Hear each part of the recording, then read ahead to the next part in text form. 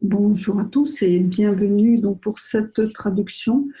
Aujourd'hui, nous allons aborder le 309e Knowledge Seekers Workshop qui a eu lieu le 2 janvier. Donc la traduction concerne la partie entre 58 minutes 08 jusqu'à 1h45. Dans cette partie, M. Kesh aborde la création de l'univers, les mouvements horaires et anti-horaires, qu'est-ce que ça implique pour nous, le centre vide et la compréhension du Créateur, où se trouve notre Créateur, et comment devenir lumière. Voilà, donc là, on va arriver sur la vidéo, donc je vous fais la traduction en voix off, avec le temps de mettre ça.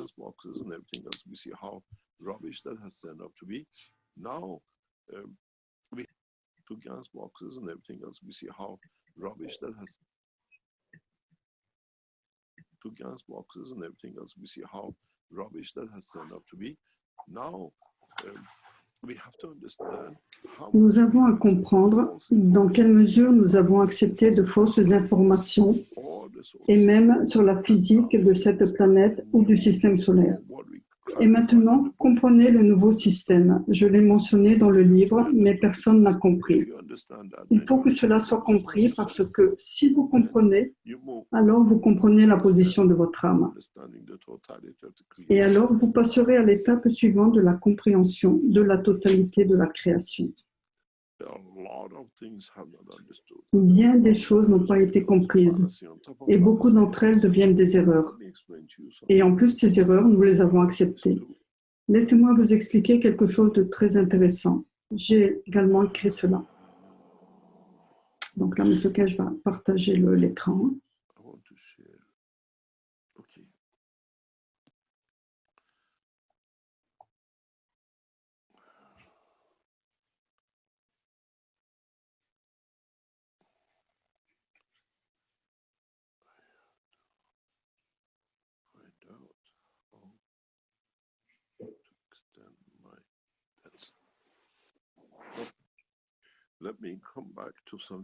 Laissez-moi revenir sur quelque chose qui est extrêmement mal compris et maintenant, en tant que Knowledge Seekers, vous devez comprendre. Ce que je vais vous expliquer va choquer beaucoup d'entre vous. Certains ne le sauront pas, certains d'entre vous ont déjà compris. Le monde actuel de l'astronomie, le monde actuel de la géologie et des scientifiques de ce monde nous ont dit cette chose et nous l'avons acceptée, alors que c'est une aberration totale. Une chose, quand l'univers s'est refroidi, nous avons commencé à voir la matière, des amas de déchets. Puisque la force des champs plasma de la matière, puisque cette force a diminué, nous commençons à voir la matière. Et ensuite, il y a une autre erreur en plus de cela. C'est qu'en refroidissant, la matière est apparue dans l'univers. Et ensuite, par la création de quoi que ce soit, nous commençons à voir les étoiles et les planètes et le reste. Rien de tel. Si vous avez compris que dans le mouvement des champs magnétiques gravitationnels, ces champs ne vont pas tous dans une seule direction. Et en cédant ou en perdant, en donnant, dans l'interaction, ils reviennent les uns vers les autres.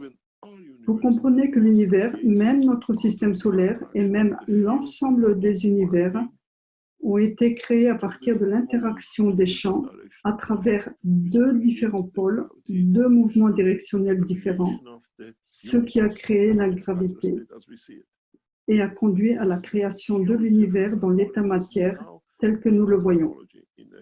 C'est une énorme différence par rapport à ce qui est dit actuellement au niveau de la cosmologie dans la compréhension de la création de l'univers. La création des premiers éléments, des premiers champs, des premiers plasmas est venue de l'interaction des champs. Et dans cette interaction, ceux qui se déplaçaient en direction opposée ont créé la gravité. Ceci n'est pas dans les livres d'aujourd'hui.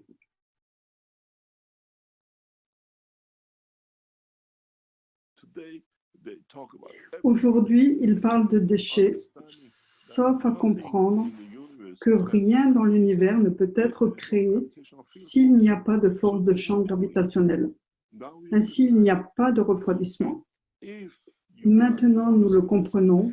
Et si vous, en tant que knowledge seekers ou futurs knowledge seekers, vous créez les conditions dans les systèmes ou dans ces réacteurs dynamiques avec lesquels vous avez commencé à jouer, vous verrez que vous commencerez à créer de la matière à l'intérieur des réacteurs si vous savez comment jouer. La plus grande erreur dans le monde de la cosmologie est de dire que, par le refroidissement de l'univers, les premières matières sont apparues. C'est une erreur. La seule raison pour laquelle les matières sont apparues, c'est parce que, avec l'interaction des champs, le premier signe de gravité est apparu. Et cette gravité, selon sa force, a commencé à attirer d'autres champs, de sorte que dans l'interaction, certains ont atteint l'état matière à travers l'observation faite à partir du point de vue de l'homme. Actuellement, les cosmologistes nous disent que la masse de la matière dans l'univers est insignifiante par rapport à ce qu'il représente. Que de bêtises! L'univers est rempli de masse. Cela dépend de ce que vous regardez. Rien ne se passait dans l'obscurité jusqu'à la création de lunettes qui permettaient de voir dans le noir, les lunettes infrarouges, de voir la vie animée et que tout est en mouvement. Par le manque de connaissances, par la non-compréhension et par le fait de croire certaines erreurs d'autres scientifiques qui eux-mêmes n'ont jamais compris tout cela, a entraîné de nombreux problèmes. Donc, pour la première fois, nous comprenons comment l'univers a été créé, comment notre univers et les premières matières sont apparues. Les premières matières sont apparues parce que l'univers est entièrement et résolument un monde dynamique de déplacement de champs. Certains de ces champs, en réduisant la vitesse et dans l'interaction, ont amené la création de la gravité. Et cette gravité, à son tour, a attiré de plus en plus de champs. Et à travers cela, la création des premiers éléments et des premières étoiles. Ainsi, notre univers a été créé à partir de l'interaction des champs dans sa propre dimension et à travers ses propres champs. Mais quand vous regardez plus profondément avec la compréhension de cela, alors il y a un autre dilemme avec lequel nous nous emmêlons tous. Ce que nous voyons, c'est que l'ensemble des éléments dans cet univers, dans les conditions de la matière, nous l'appelons mouvement antihoraire. Et ensuite, quand nous regardons les galaxies, leurs bras apparaissent dans le même type de direction. Mais ce qui est intéressant est de savoir pourquoi toutes ces galaxies, ou la plupart des galaxies que nous voyons, tournent dans ce sens.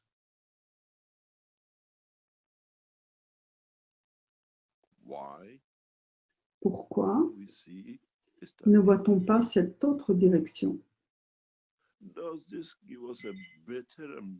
Cela ne nous donne-t-il pas une meilleure et plus grande compréhension de la position de notre propre univers dans les unicos? Si vous avez compris simplement que si vous êtes dans l'hémisphère nord et si vous ouvrez le petit clapet au fond de la baignoire, vous obtenez cette rotation. Et dans le sud, vous avez cette rotation. L'indication du mouvement anti-horaire de notre univers nous indique-t-il que nous sommes dans l'hémisphère nord de l'unicos?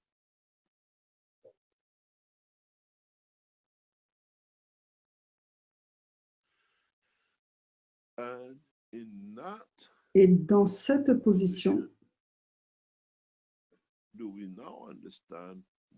nous comprenons maintenant pourquoi nous voyons un mouvement de direction opposée, en partie à cause d'autres univers.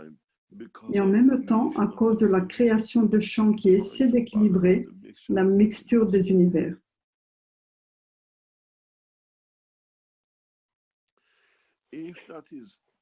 Si c'est ce que nous voyons, et que le mouvement de notre univers est dans un sens anti-horaire, cela signifie-t-il un point absolument fondamental que notre Créateur se trouve au centre de l'ensemble?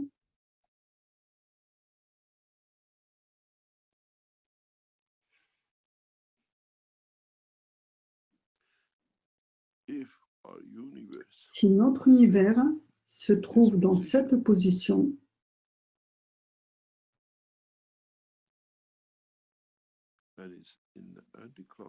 dans un mouvement anti-horaire, là se trouve un autre univers dans un mouvement horaire, comme nous le voyons. N'oubliez pas, ce que nous voyons dans le macro est dans le micro, et ce qui est dans le micro est dans le macro. Donc, il ne peut être très différent. Et nous croyons et nous voyons que nous avons une Terre qui tourne et vous avez un centre. Cela signifie-t-il que le Nikos lui-même a cette forme? Et cela signifie-t-il que celui que nous appelons notre Créateur, là d'où proviennent les champs d'origine, dont l'interaction a conduit à la création des univers, a conduit également à notre propre création?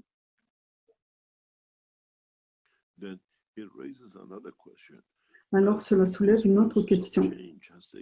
Quand ce processus de changement est intervenu, tel que nous l'avons vu, la création de l'homme dans différentes parties de l'univers et sur notre planète, existe-t-elle de la même façon? Existe-t-il une autre dimension de la vie qui reproduit l'homme de l'autre côté de cet unicos?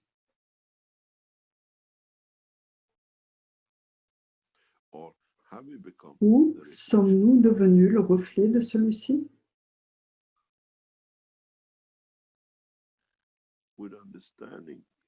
Avec la compréhension de la vérité sur l'interaction des champs et comment ils agissent, nous découvrons que nous ne savons absolument rien au sujet de la création.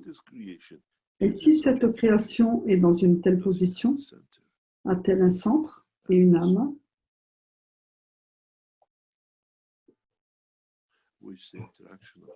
Et l'interaction des champs de cette âme a-t-elle conduit à la création de sa propre physicalité?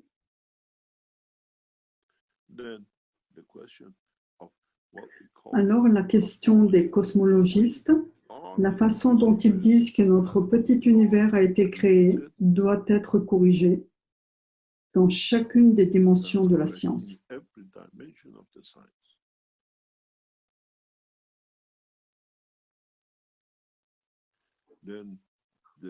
Alors, il y a encore plus à apporter du fait de la mauvaise compréhension de toutes ces personnes par le passé.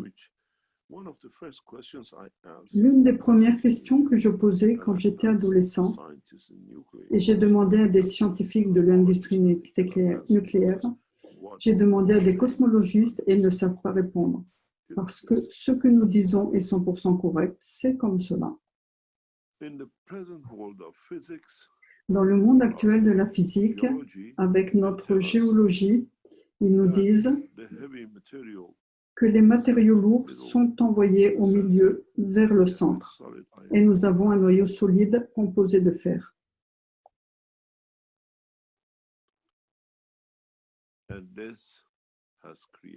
Et cela a créé le reste. Avec la connaissance que nous avons, et c'est ce que j'ai compris quand j'avais peut-être 10 ans, c'est un amas de balivernes. Et plus nous entrons dans le monde de la science, plus nous comprenons. Nous avons accepté la plus grande erreur dans le monde de la cosmologie, de la physique et tout le reste. Et personne n'a rectifié. C'est l'une des raisons pour lesquelles je mentionnais cela dans le premier livre. Et c'est pourquoi j'ai créé le Carolina Core. Parce que si vous étiez simplement comme moi enfant et que vous pouviez voir comme je pouvais le voir, vous réaliseriez que j'ai raison.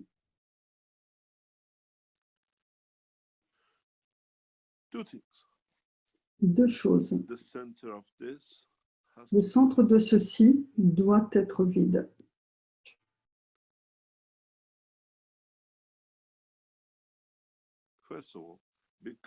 Premièrement, parce que nous avons vu une copie de ceci dans les corps, les noyaux dynamiques,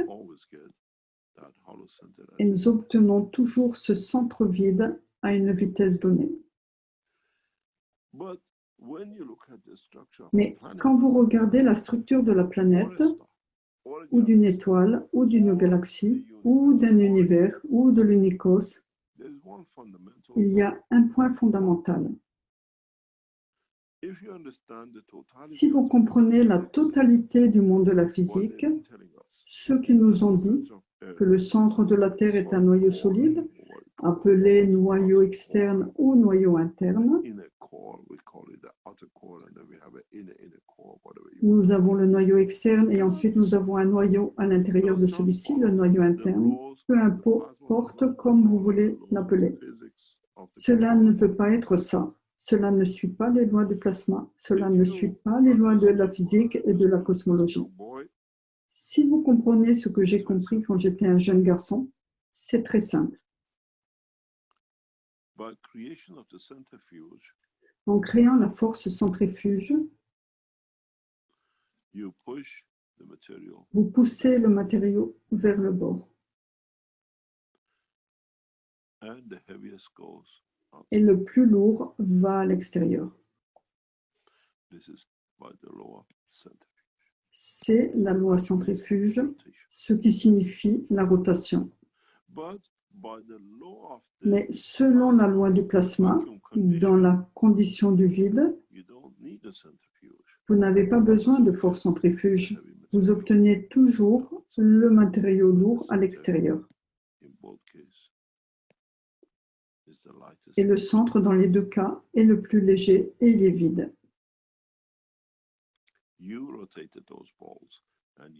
Vous avez fait tourner ces balles et vous avez vu le centre. La Terre est une force centrifuge, 1600 km/h, et elle se trouve dans le vide de l'univers.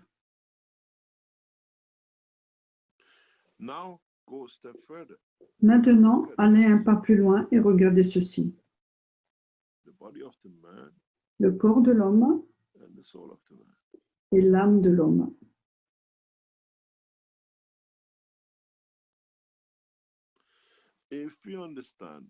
Si vous comprenez cela, si vous avez compris ce que j'ai compris très tôt dans ma vie, quantité de choses n'ont pas de sens. Qu'obtenez-vous? Revenons à notre petite balle. Nous avons une balle vide. Ensuite, nous avons l'eau liquide en bordure.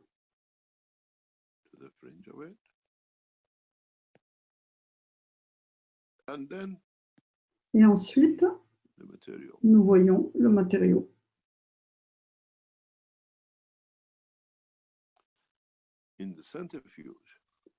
Avec la force centrifuge, nous voyons la même chose. Nous poussons l'eau. Et ensuite, nous recueillons le solide en bordure. Ainsi est le corps de l'homme.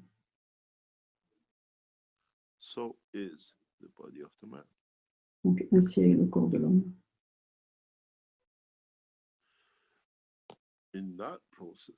Dans ce processus, avec le corps de l'homme, vous avez l'âme. Ensuite, vous avez le cerveau.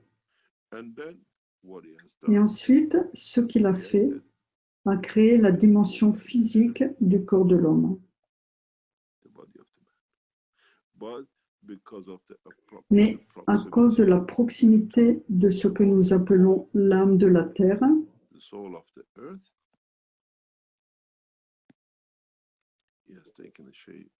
il a pris la forme du corps de l'homme.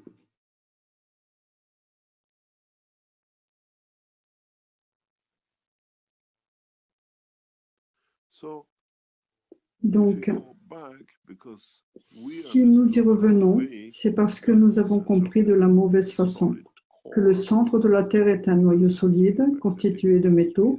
Parce qu'il doit être magnétique, il faut que ce soit un acier parce que c'est la seule fois où nous avons un aimant. Nous voyons toutes ces erreurs qui se sont accumulées. Nous n'avons pas compris la condition de création du vide. Nous n'avons pas compris la condition de création de notre propre âme. Et dans notre cas, cette friction, nous l'appelons le cerveau.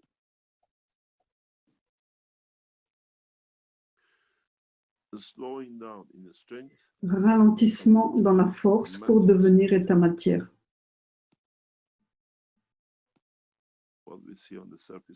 Ce que nous voyons à la surface de cette planète, ce que nous voyons à la surface ou collant à la paroi de vos réacteurs, et ce que nous voyons comme étant la peau de l'homme. Alors, l'interaction des champs à l'intérieur, les uns avec les autres, dicte différentes conditions. Nous voyons le liquide de ce que nous appelons magma, et ensuite nous voyons la partie physique de l'état matière et tout ce qui peut être créé. Ici, nous voyons le cerveau et nous voyons l'interaction du corps physique de l'homme. Si vous avez compris cela, et c'est la raison pour laquelle nous avons introduit ces nouveaux réacteurs à la vente, si vous pouvez reproduire des champs magravs, il y a un petit problème de micro. Donc, si vous créez la condition de la gravité de la Terre en lien avec votre noyau central, vous verrez la manifestation de la physicalité.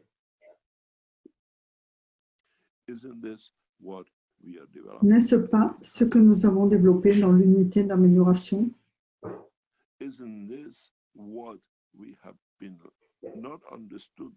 C'est ce qui n'a pas été compris autrefois, et nous avons menti et nous l'avons accepté.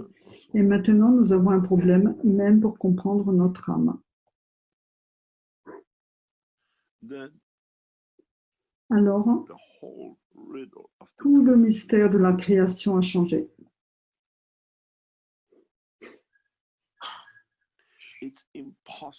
Il est impossible, il est absolument impossible à toute matière solide d'aller au centre de la Terre. Si vous comprenez ne serait-ce qu'un peu dans le monde de la physique, au sujet de la rotation de la matière, la création de la condition de la matière et tout le reste.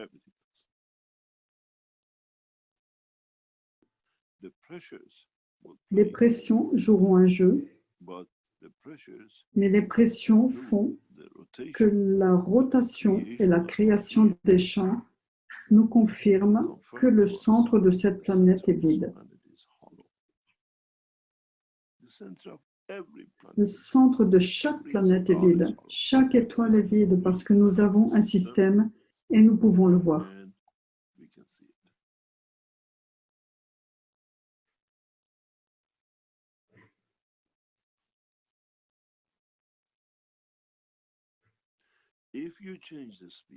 Si vous changez la vitesse, si vous changez la condition de vide du champ magnétique, vous commencerez à voir différentes structures.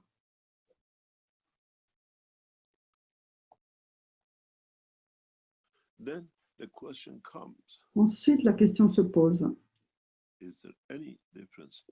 Y a-t-il une différence entre l'âme du système que vous avez construit ?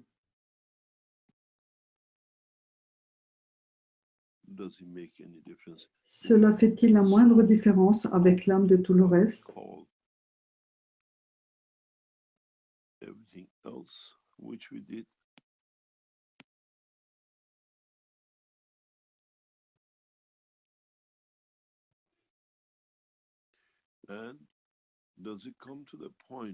Et cela nous amène au point de comprendre la totalité,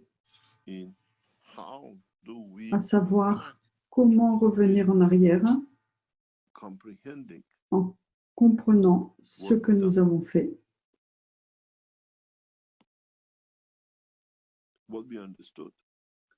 ce que nous avions compris.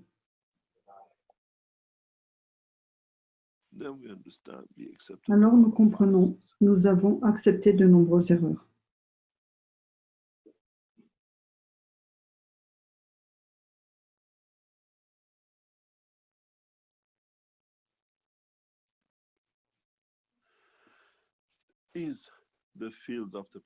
Le champ du plasma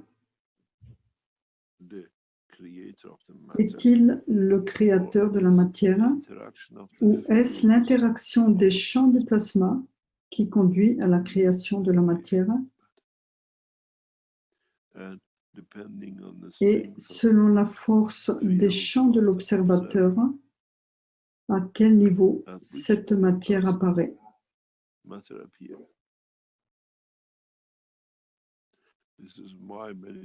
C'est pourquoi de nombreuses fois, j'ai dit dans l'enseignement, ce qui est rouge pour moi n'est pas rouge pour vous. C'est ce que nous avons à comprendre. Et maintenant que nous sommes arrivés au point de comprendre de plus en plus en ce qui concerne la totalité, cela signifie-t-il qu'il y a un créateur?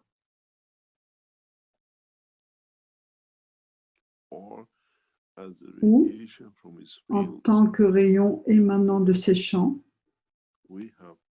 nous faisons partie du Créateur.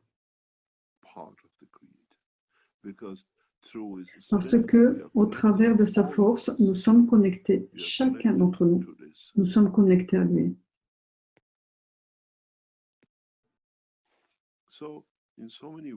C'est pourquoi, à bien des égards, nous devons comprendre où nous allons.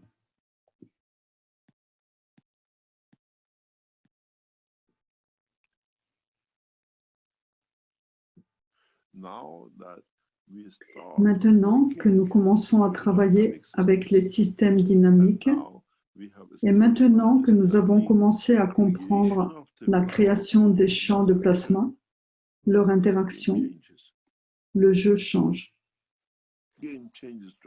Le jeu change radicalement.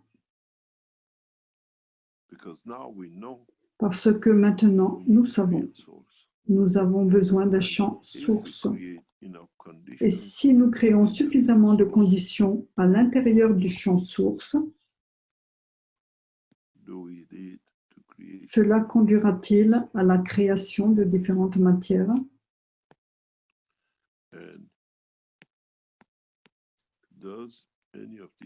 Et chacune de ces matières a-t-elle une signification différente ou une valeur différente à partir du point d'observation du Créateur, comme elles sont toutes, en essence, connectées à lui? Mais est-ce l'homme qui a provoqué la différence par son manque de compréhension?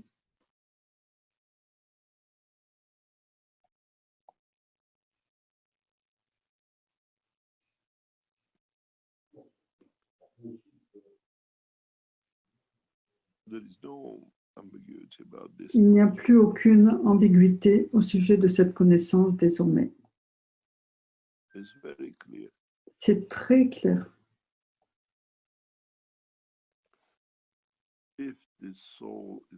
Si cette âme est l'âme du Créateur, je suis connecté à sa propre force et elle est en interaction avec moi. Peu importe dans quelle galaxie, quel univers, quelle part de l'unicode je vis. Je porte sa force, je porte son savoir et je porte sa grandeur.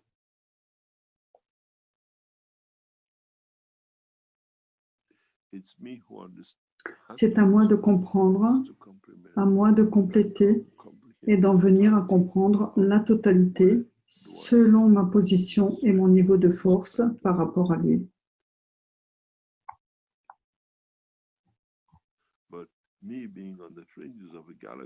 Mais entre moi me trouvant à la lisière de la galaxie et un autre au centre de la galaxie, cela fait une grande différence. Ou se situer dans l'unicos plus éloigné de lui signifie que vous êtes différent de celui qui est plus proche. même si vous avez la même force. Signifie-t-il que j'ai fait l'homme à l'image de moi-même? Signifie, j'ai fait l'homme à partir de mon âme, je suis devenu le Adam, et à travers la création de mes propres champs, je confirme ma propre existence? Cela signifie-t-il que tout ce qui a été créé dans l'univers est Ève, créé en tant que part de Adam? Nous l'appelons la côte. Est-ce que ceci est la côte? Ou est-ce que cela est la côte? Ou est-ce la même chose? Nous ne sommes pas devenus mécréants parce que nous avons compris la totalité. Nous sommes devenus sages dans la compréhension de la vérité.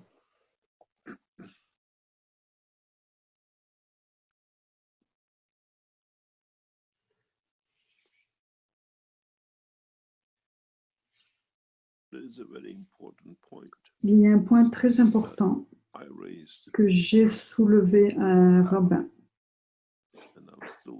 Et je suis encore dans l'attente d'une réponse.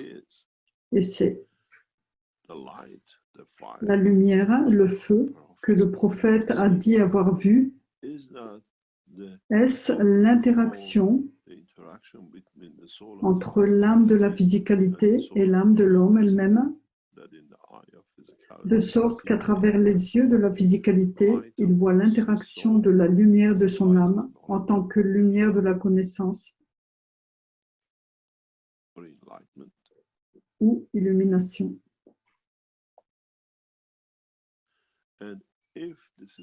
Et si ceci est la réponse, et c'est la réponse, alors cela signifie que tous nous avons la capacité de nous élever avec l'âme de la physicalité pour voir l'interaction des champs avec notre propre âme de la création, ce que nous appelons illumination, lumière de la connaissance.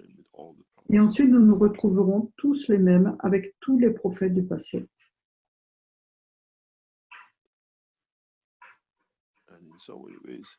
Et à bien des égards, nous ne devrons pas nous appeler prophètes parce que nous en sommes arrivés à comprendre la totalité.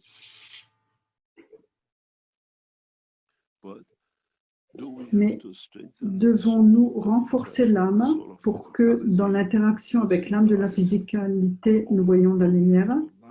Ou devons-nous éclairer l'âme de la physicalité pour que dans son interaction avec l'âme de l'homme, nous voyons la lumière?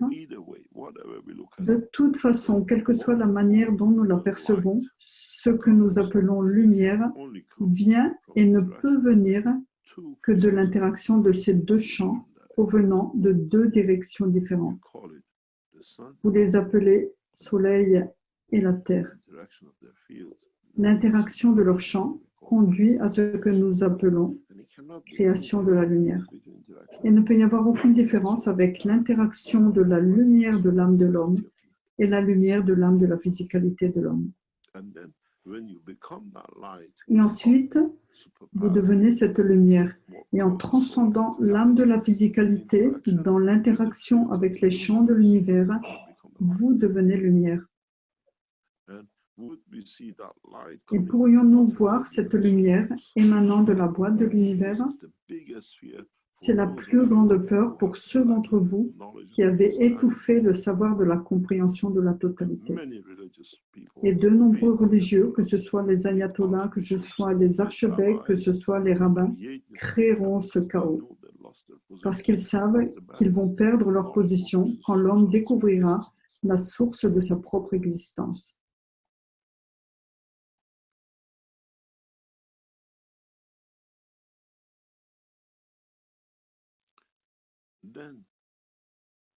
Alors, la réponse devient très simple.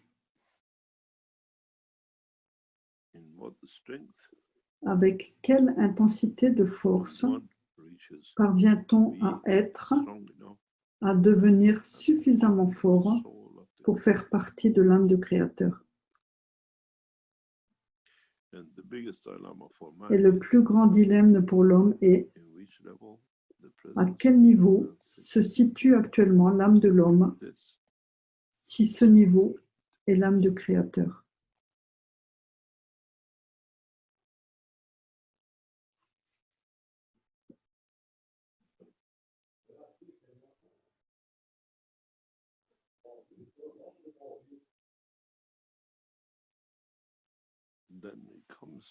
Alors, les hommes doivent se poser une question.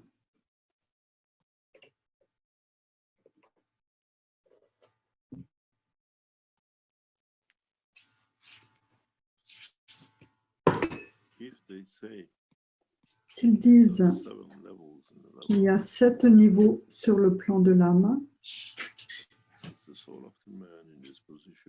l'âme de l'homme est-elle dans cette position, alors que le but ultime des 7 est l'âme du Créateur?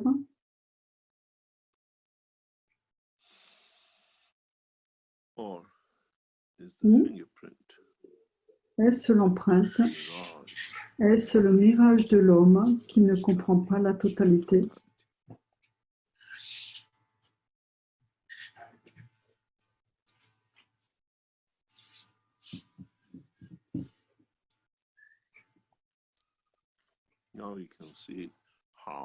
Maintenant, vous pouvez voir comment les erreurs ont mené à l'acceptation pour devenir la vérité. Notre univers a été créé à partir de refroidissement. Ce que nous savons maintenant n'est pas correct. Il est créé à partir de l'interaction des champs et la création de la gravité en fonction de la force. Maintenant, dire que le centre de la planète est solide, nous savons que c'est une erreur. Alors la vérité nous est apparue, à nous, pour nous, et c'est: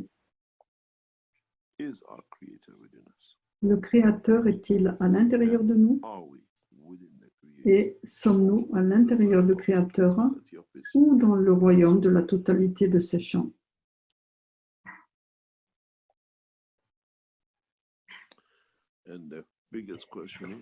Et la plus grande question est, avec l'enseignement d'aujourd'hui, avec l'enseignement du nouveau message que nous avons apporté, sommes-nous en train de vous montrer comment passer au niveau suivant et consacrer du temps pour apprendre davantage, pour devenir plus fort à travers ce que nous vous avons appris, pour vous être capable de voler et parvenir à ce niveau de force en tant que partie de l'âme du Créateur? La réponse à cela est très simple. Oui, vous le pouvez. Comme vous le savez, les champs du plasma tournent et le plus fort est au centre. Et c'est la position que vous prendrez. Mais les champs proviennent tous de la même source.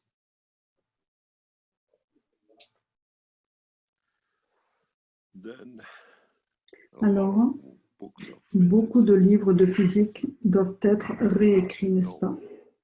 Maintenant que nous savons que le centre de la Terre ne peut pas être constitué de métaux, comme ils l'ont dit. La loi centrifuge, comme la Terre est en rotation, et la loi des champs magravs dans une condition de vide, nous explique que notre planète a été créée exactement comme nous l'avons dit. La matière lourde arrive à la périphérie, ce que nous appelons surface de la Terre. La même chose concernant la physicalité de l'homme, la même chose comme vous le voyez dans les réacteurs. Alors, si tel est le cas, il a un centre. Et ce centre que vous pouvez voir dans les réacteurs dynamiques a créé sa position pour que tous les champs s'équilibrent et partagent. Il doit être vide. Et c'est pareil pour l'âme de l'homme.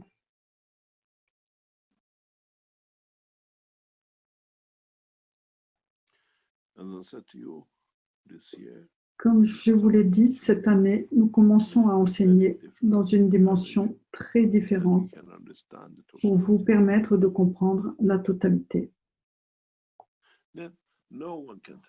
Maintenant, plus personne ne peut vous mentir et plus personne ne peut vous montrer. Vous trompez, pardon. Mais d'une certaine façon, les enseignements du passé nous ont amenés à l'endroit où nous sommes pour pouvoir comprendre. Mais si vous l'aviez compris correctement dès le début, Cela ne vous aurait-il pas donné une chance maintenant, et non pas sur des milliards d'années de l'homme, de vous élever et pour être plus proche de la source de la création?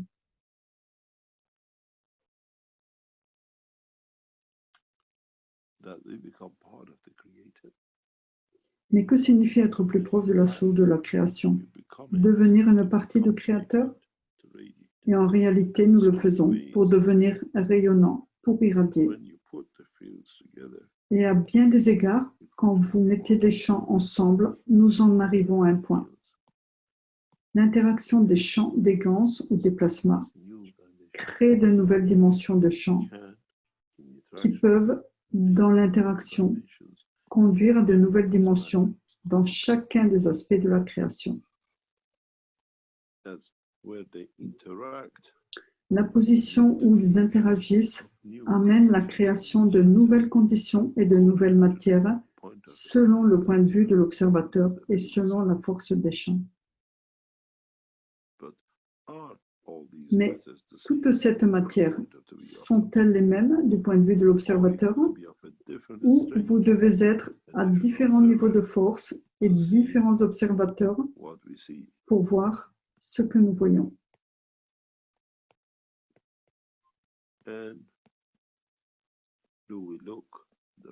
Alors, regardons-nous du mauvais côté de la lumière. Ils sont tous à regarder la lumière qui vient à eux. Nous ne regardons pas la lumière qui émane de nous.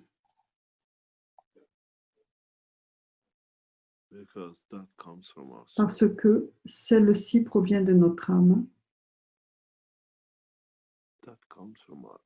Celle-ci provient de notre être intérieur. Et l'homme n'a pas encore compris cela.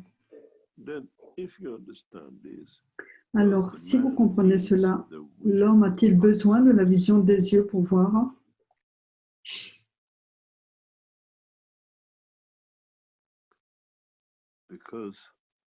Parce que, à bien des égards, ce que vous voyez a deux options. Vous voyez avec ce que votre œil peut émettre. Et dans l'interaction avec ce qui est émis, vous créez par vous-même un objet. Ou vous voyez avec la lumière de l'âme.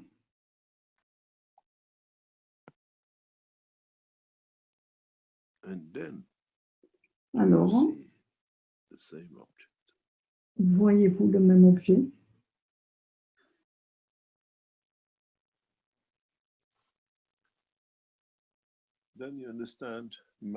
Alors vous comprenez, l'homme n'a pas besoin de l'œil pour voir dans les profondeurs de l'univers. L'interaction des champs de sa propre âme lui donne la véritable dimension et la véritable réalité sur ce qu'il vient à rencontrer.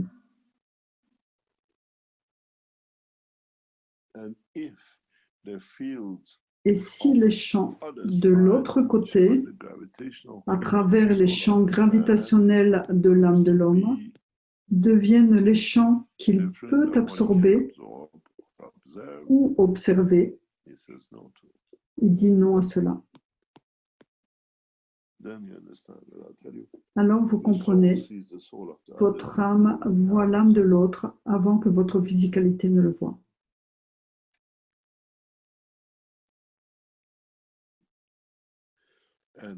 Et si vous voyez cela, vous voyez avec quelle facilité vous pouvez voir ce que les autres disent ou pensent en réalité de vous.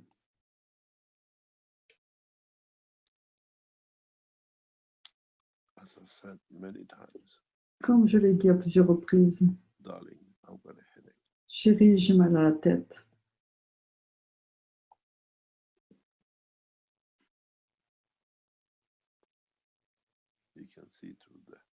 Vous pouvez voir à travers l'âme et il n'y a pas de douleur.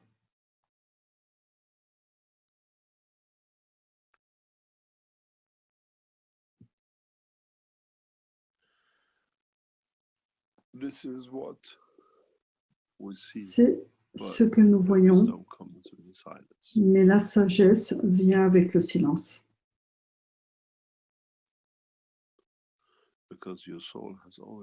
Parce que votre âme a déjà pris la décision sur la façon de réagir.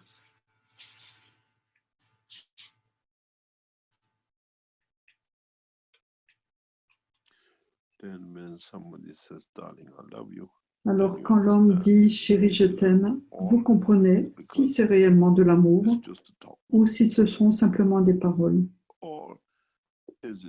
Ou si c'est un véritable amour ou si c'est faux. Et n'oubliez pas, du point de vue de l'être humain, l'amour signifie donner.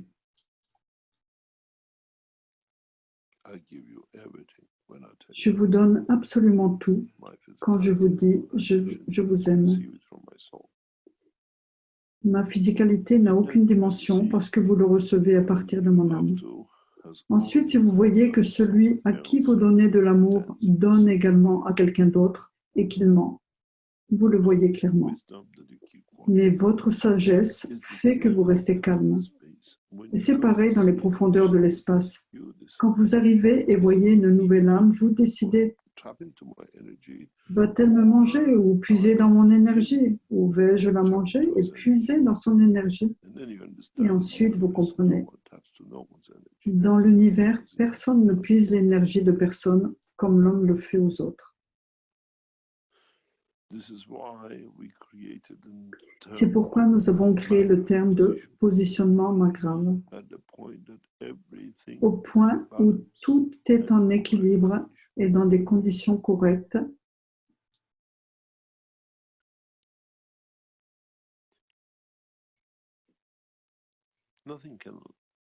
Rien ne peut perturber la position parce que les champs provenant du centre de l'aimant et du plasma ont déjà décidé. La physicalité montre simplement la position.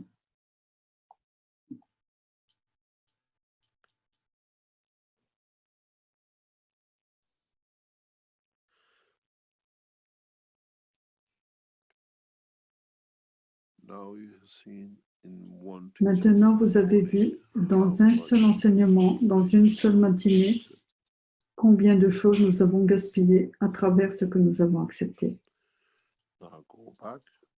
Maintenant, retournez et essayez de réécrire tous les livres. Que les métaux lourds ont sombré au milieu et que le centre de la Terre est un noyau constitué de fer.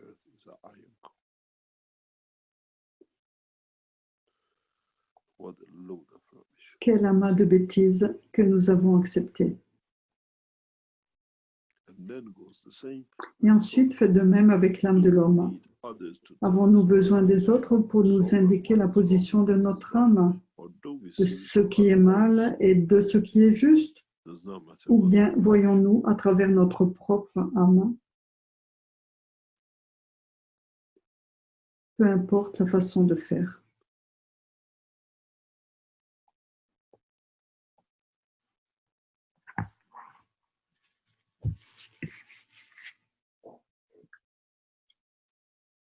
Voilà, donc on en a terminé donc pour cette traduction de cette partie de 309e Knowledge Seekers Workshop. Je vous souhaite une bonne soirée ou une bonne journée. À bientôt. Au revoir.